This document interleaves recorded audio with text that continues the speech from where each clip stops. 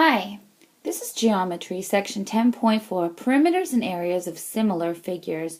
You'll remember from earlier chapters that similar figures means that it's the same shape and all of the corresponding angles are congruent and all of the corresponding sides are proportional.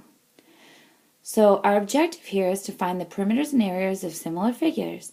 It's essential that you understand you can use ratios to compare the perimeters and areas of similar figures. So because they're similar, their ratios of their perimeters and their areas are also going to be similar. So we'll explore that in this lesson, and it should be a quick one. Make sure you pause if you need to, or rewind if you don't understand, you want to see something again. So the first thing you want to do is take note here. Theorem 10.7, perimeters and areas of similar figures. If the scale factor of two similar figures is a to b, then the ratio of their perimeters is a to b. It's the same as the scale factor. We've already explored that slightly. And then the ratio of their areas would be a squared over b squared. So an example of this, if I have a square, for instance, with a side that is 3 and another square that has a side, oh, that's a nice square, that is 4, then the ratio of their sides is 3 to 4. If this was 3, 3, 3, because it's a square, and yeah, pretend this one's a square too, that's a nice one, is 4, 4, 4, then it would be 12 over 16 is their perimeters, which reduces to, because both 12 and 16 can be divided by 4, so this reduces to 3 over 4. So the perimeter is the same as the scale factor of the two, the ratio of one side to another. However, the area, if you find the area of the square, you know that it's 3 times 3, so it's 9 units squared. And this one's 4 times 4, so it's 16 units squared. So 9 over 16 is 3 squared over 4 squared. So that's this theorem. The perimeter, it's the same as the scale factor. The ratio of the areas is the sides squared, so because it's square measurement. So let's explore this. The trapezoids at the right are similar. The ratio of the lengths of the corresponding sides is, let's do small to large here. So the small side is 6 over the large of 9. Remember, in similar figures, all of their corresponding sides are going to have the same ratio. So this reduces to, because both of these, 6 and 9, can be divided by 3, it's 2/3. So what is the ratio of their perimeters? The ratio of the perimeters is the same as the ratio to the sides. So smaller to larger, it's 2 to 3. What is the ratio of their areas? Again, we're going to do smaller to larger. With the area, it is the ratio of the sides squared. So it's 2 squared over 3 squared, which would be 4 over 9. So it's really that easy. Let's try another example. When you know the area of one of two similar polygons, you can use a proportion to find the area of the other polygon. Because they're similar, they are proportional. So if the area of the smaller regular pentagon is 28 centimeters squared, so this one's 28 centimeters squared, what is the area of the larger regular polygon?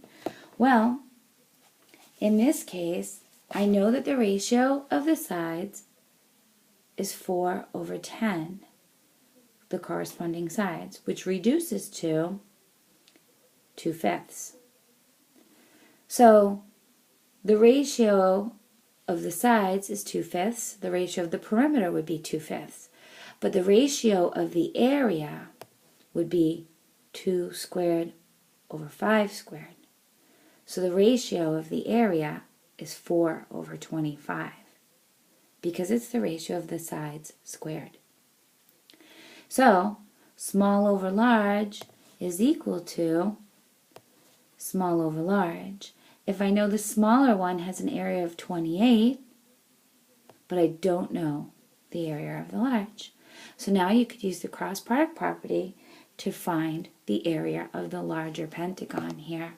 So when I cross multiply, I'm going to get 4 times x is 4x, and 25 times 28 is 700. We need to use our division property to find that the area is 175 centimeters squared. That was our ratio of the areas. So this one, the larger one, is 175 centimeters squared, because 28 over 175 would reduce to 4 over 25. Our last example that we're going to do together.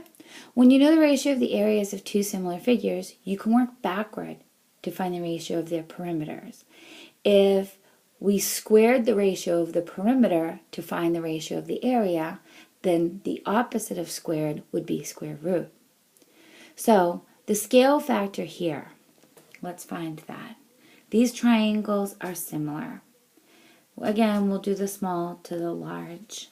So if the area of the small is 50 and the large is 98, these can both be reduced because I can divide both 50 and 98 by 2, right? So I'm going to have 25 over 49. That's the ratio of their areas.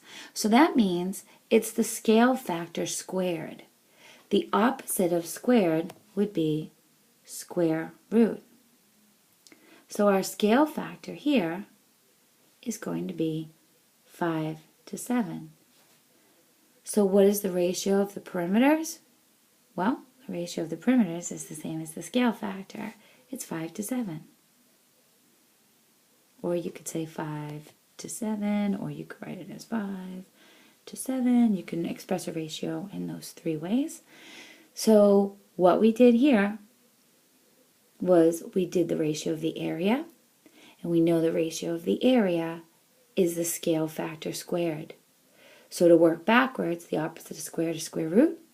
So we found the scale factor to be the square root of 25 over 49.